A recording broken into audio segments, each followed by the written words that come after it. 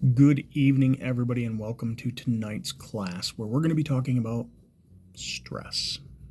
So, why is stress important? Well, stress causes subluxation. Subluxation causes an interference from your brain to your body, or your body to your brain, or both. So, definitely not a good thing. So, why are we talking about stress as a chiropractor? Well, because of subluxation. But also, I'm talking about it because of longevity of life. You see, the longer you want to live, the less stress you really need in your life. Or the better you need to be able to deal with stress. So, tonight's class, we're going to be talking about ways to deal with stress, as well ways to not stress out others. So, something that's come up recently in the practice, and usually when things come up recently in the practice, I like to add them into my spinal workshops because, well, it's a learning experience. And if I hear it more than once, well, typically more than twice in my practice in a week, then I bring it up. And today, something that stresses your doctors out are when you don't tell us what's going on. I cannot read your mind.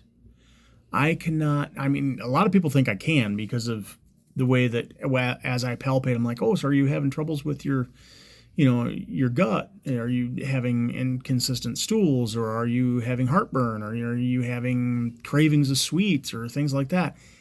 I mean, yeah, that can seem like I read your mind, but I'm actually reading your spine. And those subluxations are causing issues into the areas of the body that those nerves supply. So, for instance, are you craving sweets? Could be the fact that T6 and T7, that area is subluxated, and that goes to your pancreas. And it could be producing too much insulin, so you're craving more sweets. Or maybe it's T3 and T4. And I remark about, issues with heartburn, because that goes to the cardiac sphincter of the stomach and can cause heartburn. Or I might be talking, a little bit lower, like T12, L2. Those go into the intestines and the colon and stuff like that. So it could cause more water retention, making you constipated, or less water retention, making you have loose stools or inconsistent, right? Could ask if you're having headaches because C1 is out, or things of that nature. So it's not the fact that I am a mind reader, I'm a spine reader, and I memorize this thing called the Merrick chart. That's all that is, okay? I don't actually know what's going on unless you tell me. And if you don't tell me, I had a patient just recently. So, I forgot to tell you, after I left, it was about 20 minutes later, and boy, my lower back was bothering me. I said, well, why didn't you come back? Come right back, because I may adjust something and miss it in my post check that maybe another vertebra had slipped out. And it's a simple, easy fix, right? Instead of going 2-3 weeks, and again, my recommendations are always once a week at a minimum. Instead of going for a week or 2 or 3, suffering should have turned right around and came right back. If I don't know what's going on, there's no way I can help you. And that's going to add to stress when you tell me, but it's also going to add to stress for you. And I don't want that, okay? So if something happens, if it's from the adjustment, it is quick. It's within that first 20-30 minutes. You'll know it, right? If it's from an environmental factor, I've had a patient recently who was dealing with the fact that I would adjust and he would feel phenomenal, okay? He'd feel great after the adjustment. He'd go home and he was feeling so good, and then, common phrase that I hear, and he would go home and he would start raking leaves, or he would ride on his lawn tractor, or that night he'd go to bed in his bed that is 25 years old. And it's inner spring bed. And if you watch my sleep class, you know that an inner spring mattress has a max life of 6 years. So all those environmental factors, he'd wake up the next day and he'd be sore. And so he said, well, chiropractic isn't working. Okay. Chiropractic's working. Your home care is what's failing.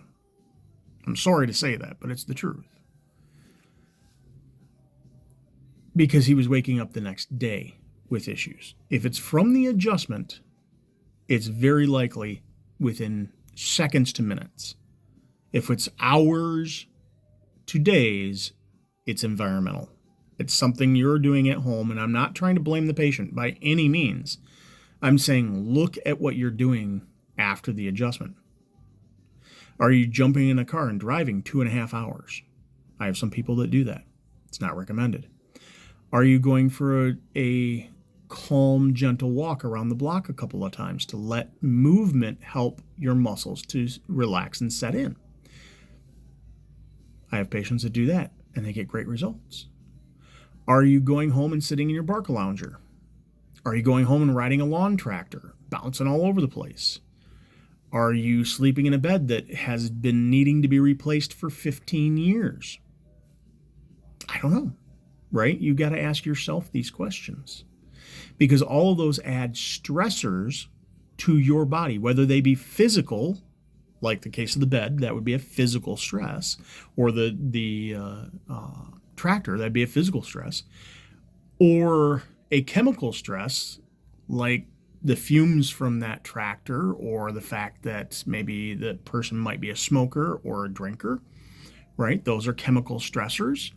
Or maybe they're eating foods that aren't the greatest for them, like they're going to Taco Bell or, White Castle or what have you. Okay, so those are chemical stressors. Or maybe they've dealt with a loss in the family, or a marriage, or a new baby. Those are all emotional stressors. Some of those are great. New baby's a great thing. Marriage, great thing, hopefully. Death of a family member, more times than not, a hard thing. Sometimes it's a good thing because that person's no longer suffering, but it still causes stress. And that stress manifests itself as muscle tension, and muscles are attached to bone through ligaments, through tendons, and bones are attached to bones through ligaments. And when that muscle contracts, it pulls on that tendon, and that tendon shifts the bone, and that bone shifts other bones, and we cause subluxations. We can do that physically because of the spring in that mattress. We can do that chemically because the chemicals that we're ingesting are not the greatest for us, and our body spasms because of it, because maybe it depletes our magnesium or potassium or calcium, or it depletes our water, and so we become dehydrated, and that causes muscle tension, right? All those things are possible. Or maybe it's emotional, and we can't get out of here, what we call between the parietals. The parietals are these two bones here, right? We can't get out of that. So how do we deal with all these stressors? That's a very good question. And I am here to help you with that. And yes, we can easily figure out the physical stressors. Those are pretty easy to put our fingers or our thumbs on. The chemical stressors are also somewhat easy. We just evaluate what we're ingesting and what we're around every day. The emotional ones are hard. The emotional ones, we do things like this. This is called a gas card, okay? I've talked about gas cards many times in the past. You write down your gratitudes, 5 to 7 things you're grateful for.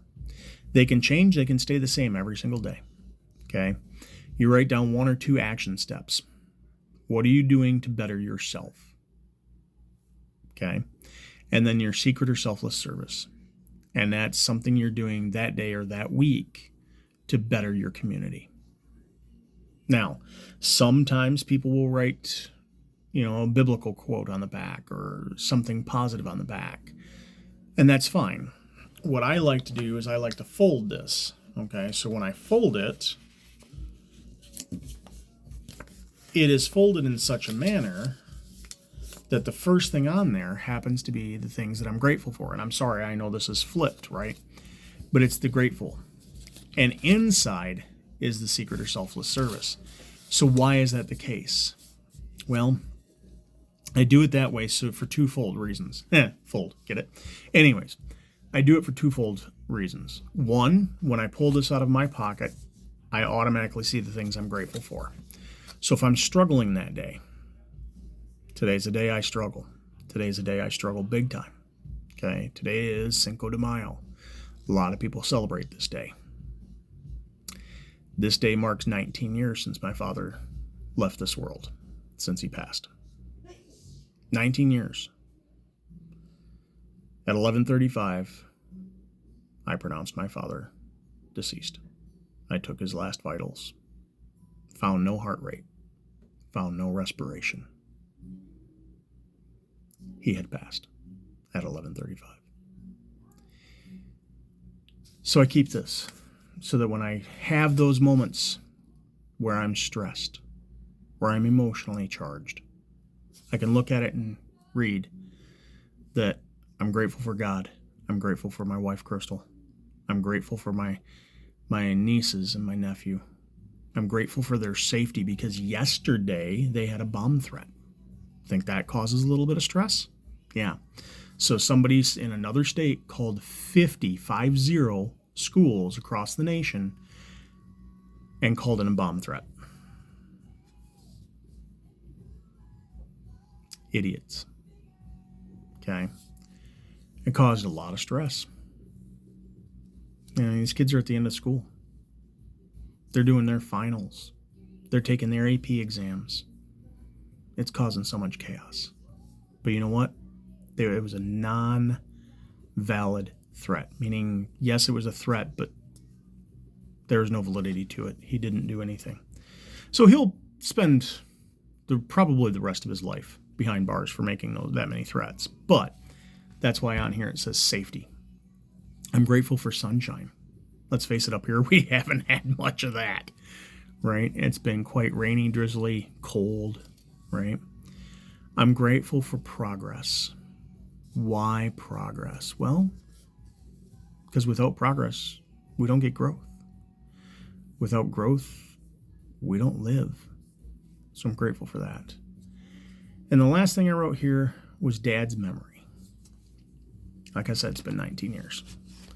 So I'm very grateful that I have a lot of great memories of my dad. So yes, I can wallow in the fact that it's been 19 years since he's been gone. Or I can celebrate the fact that I had years and decades of great memories with him. It's all how you want to think about it.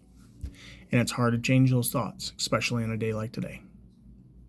So yes, today is a stressful day, emotionally, physically, and chemically. Now, I'm pointing over here, you can't see it. I'm drinking a ton of water today in our handy dandy Stanley mugs. Anyways, so I'm drinking a ton of water today. Why? To combat the chemical side of things. I make sure I'm moving today to combat the physical side of things. And I make sure that I have my card here to remind me of the things I'm grateful for to combat the emotional side of things. So that's kind of what I'm hoping for you. If you're wondering how chiropractic relates to all of this, and you're still a bit confused after going through this spinal workshop, I get it. I was kind of all over the place. Give me a call. Let's set up a new patient appointment for you and see how chiropractic can help you not only feel better, which is your main goal. My main goal is to help you function better so that you always feel better going forward. So if you're wondering how we can help, give us a call. Like our video here, whether it's right there, if it's TikTok, if it's YouTube, I think it's down here somewhere. If it's Facebook, it's over here somewhere. They're all different. But like us, follow us, and we'll do what we can to help. Until then, have a beautiful day.